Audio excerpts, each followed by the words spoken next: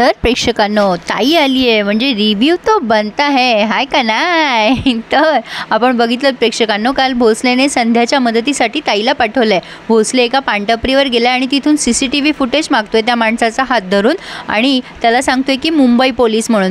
तर आता ताईने त्या बावनकुळेला चांगलंच धारेवर धरलेलं आहे. ती म्हणते की काय रे, तू स्वतःला काय समजतोस? त्यावरती हा बावनकुळे म्हणतो की तू कमिशनर समजतेस का मग स्वतःला? ताई म्हणते कमिशनरला फोन लावू का? कमिशनर पाहिजे का तुला?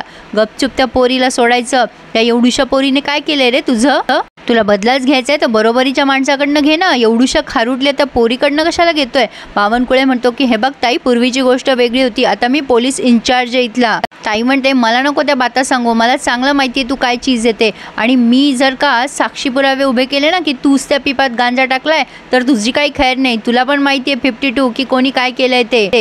मग हा बावनकुळे म्हणतो की ती पोरगी मला आडवी आली. त्यावरती ताई म्हणते ती पोरगी आडवी आली म्हणून काय तू तिला त्रास देणार आणि जनतेलाही त्रास देणार? तुला काही वाटतं की नाही? तुला जनतेच्या सेवेसाठी इथं ठेवलंय. पुढच्या 10 मिनिटात जर ती पोरगी बाहेर आली नाही ना तर बघ, नाही तुझ्या दारापुढे साक्षी पुरावे उभे केले ना तर नावाची ताय नाही. तुला माहिती नाही आहे, पोलीस चांगले अडकवतात अशा गोष्टीमध्ये. मला खूप अनुभव आहे बरं का याचा. त्यामुळे 52 सांगितलं तसं गपचूप करायचं.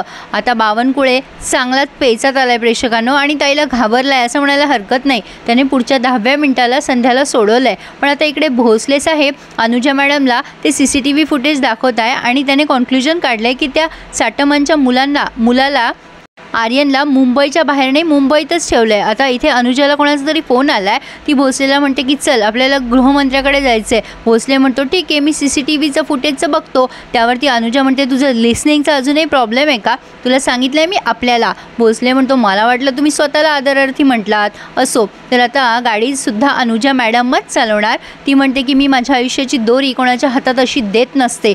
चल भोसले, आतापर्यंत तुला एवढं समजायलाच हवं होतं. असो, तर आता संध्या आली आणि ताईला थँक्यू म्हणते. ताई म्हणते अगं खारुटले, मला थँक्यू नको म्हणूस. असं थँक्यू बिंक्यू नाही म्हणायचं बाळा. ये हं एखाद्या वेळेला माझ्या घरी. आज जरा ताई बिझी आहे. माझ्या गल्लीमध्ये क्रिकेटची मॅच आहे आणि ताई खूप आपुलकीने तिच्या डोक्यावर हात ठेवते आणि तिथून निघून जाते. ताई म्हणजे दुश्मनो का दुश्मन आणि मित्रांचा मित्र अशा स्वभावाच्या आहेत. ताई आणि भोसले हे कॅरेक्टर माझे प्रचंड फेवरेट आहेत या मालिकेत. असो, आता अनुजाने एकदम डॅशिंग एंट्री घेतली आहे गृहमंत्र्याच्या घरी. आता गेल्या गेल्या ती गृहमंत्र्याच्या साल्यालाच भेटते आणि तो साला पण जरा आगव असतो. तो अनुजाला बोलतो आणि म्हणतो गाडी ठोकली असती ना तू माझी. अनुजा म्हणते चुकी तुमची होती, मी हॉर्न वाजवल्यावर तुम्ही गाडी का मागे घेतली नाही? आता ती त्याला सटासट तोंडात मारते कारण तो अतिशय उद्धटपणे बोलत असतो तिच्याशी की डोळे खाली घे, डोळे खाली घे. त्यावर अनुजा म्हणते मी पोलीस आहे आणि त्यातनं बाई आहे, बाईवर तर आवाज चढून बोलायचा नाही. तुला हॉर्न वाजवता येत नाही का? ती एवढी त्याच्या तोंडात मारते, शेवटी तो जोरात ओरडायला लागतो दाजी. आधी तर फार माज दाखवतो तो अनुजाला, पण अनुजा त्याचाच चांगला माज उतरवते. त्याने गृहमंत्र्याकडे चहाडी केली आहे अनुजाची. त्यावरती ते म्हणतात ओ मॅडम, चला जाऊ द्या, सॉरी म्हणून टाका, तरुण रक्त येते. अनुजा म्हणते चुकी त्यांची होती, तरीसुद्धा हा काही मान्य करायला तयार नाही आहे आणि चहाडी करून अनुजाला सॉरी म्हणायला सांगा असं म्हणतो आणि तिला सॉरी म्हणायला लावा असंच म्हणतो. गृहमंत्री म्हणतात जाऊ द्या ना मॅडम, म्हणून टाका ना सॉरी, काय एवढीशी तर गोष्ट आहे. आता तो मुद्दाम हूल देत असतो अनुजाला. आता अनुजा भोसलेकडे बघते. भोसलेला कळतं काय बोलायचं ते. भोसले म्हणतो म्हटलं मॅडम सॉरी. आता तो म्हणतो काय, कुठे म्हणल्या, मला तर ऐकू पण नाही आलं. त्यावरती भोसले म्हणतो अहो म्हटल्या त्या, बघा म्हटल्या, मी ऐकलं ना. आता हा म्हणतो अरे यार हे काय पण सांगताय. आता ते गृहमंत्री चिडतात आणि म्हणतात अरे बाबा इथे कोणत्या कामासाठी बसलोय मी, कामं करू की नको?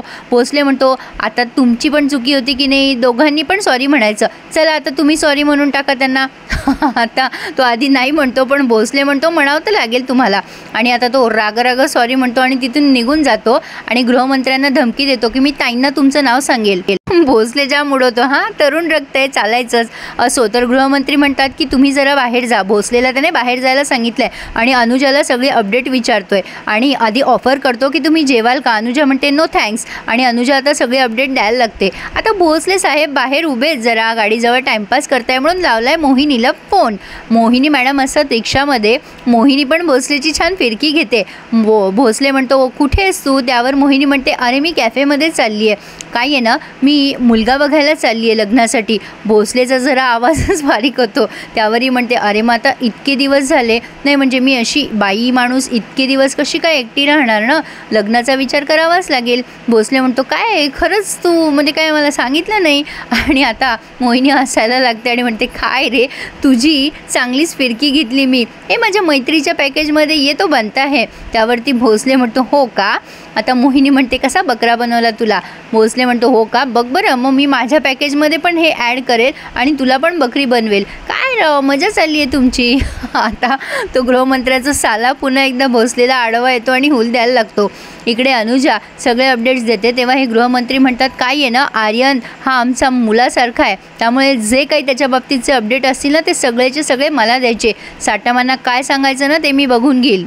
बट आय गेस प्रेक्षकांनो, या गृहमंत्र्याचं आणि साटमांचं वाकडं आहे ना. मग गृहमंत्र्यांनी अनुजाला का बोलवलं, मला तर असं वाटतं की हाच यामध्ये सामील असावा. असो, आता भोसले मोहिनीशी बोलता बोलता फोन ठेवून देतो, कारण अनुजा बाहेर आली आहे आणि तिथे हा फायदा ॲपवाला गुंड माणूस आलेला आहे आणि त्याच्यासोबत तो पण आहे जो वंदनाला सुपारी देत असतो, छोटू. आता भोसले त्यांना बघतो आणि म्हणतो, मी यांना कुठेतरी बघितलं आहे, आणि अनुजा पण त्यांना पाहायला लागते. असो, आता ऑफिसमध्ये गेल्यावरती अनुजा भोसलेला थँक्यू म्हणते. भोसले म्हणतो, कशाबद्दल. त्यावर अनुजा म्हणते, त्या स्टुपिड माणसाला सॉरी म्हणायला लावलंस ना तू त्याबद्दल. पण काय ना भोसले, आपल्याला आता गवताच्या गंजीतून सुई समथिंग शोधायचे असं काहीतरी आहे. भोसले म्हणतो, हो पण त्यासाठी आपल्याला मॅग्नेट हवं. काय आहे ना मॅडम, मला ना जरा आगाऊपणा करायचा आहे. अनुजा म्हणते, भोसले म्हणजे. आता भोसले म्हणतो, तुम्हीच म्हणतात ना मला पोलीस स्टेशनला जायचं असेल तुझ्या कायमचं तर आगाऊपणा कर. मॅडम मी तिथला इन्चार्ज आहे, मला जरा वेळ जाऊन येऊ द्या. आता अनुजा म्हणते, गेट लॉस. अनुजाची स्टाईल अशी आहे, कमी शब्दात ती माफक बोलते आणि अगदी करेक्ट बोलते. असो, आता जमदाडे खूप खुश झाली आहे भोसले पोलीस स्टेशनमध्ये आला आहे म्हणून. आता भोसले म्हणतो, जमदाडे एवढी खुश नको होऊ गं, दिवाळीला पाहुण्यांचं स्वागत करतात तसं स्वागत नको करू, अगं मी इथलाच इन्चार्ज राहणार आहे. तर जमदाडे म्हणते, नाही सर तुम्ही खूप दिवसांनी आलात, म्हणजे खूप वेळाने आलात, छान वाटते, असं चहा खरी खाताल का तुम्ही. भोसले म्हणतो, हो दे, पण त्या संध्याचं काय झालं. जमदाडे म्हणते, तुम्ही सांगितलं त्याप्रमाणे ताईने सोडवलं ना. भोसले आता ताईला थँक्यू म्हणण्यासाठी फोन करतो. ताई म्हणते, काय मुच्छड, तू आपला आवडतीच आहे, तुझ्यासाठी तर हे काहीच नाही. अरे तू मला त्याच जेलमधनं सोडवला, मी या पोरीला ह्या जेलमधनं सोडवलं, त्यात काय एवढं.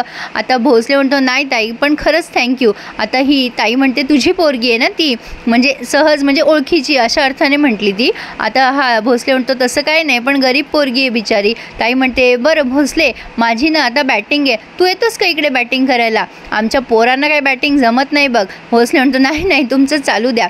असो, आता इकडे पंत आलेत. अनुजाशी अतिशय उद्धटपणे वागतात ते. पंत म्हणजे तो साटमांचा पीए, तो स्वतःला जरा जास्ती शहाणा समजतो. आता अनुजा त्याचा पण चांगला माज उतरवते.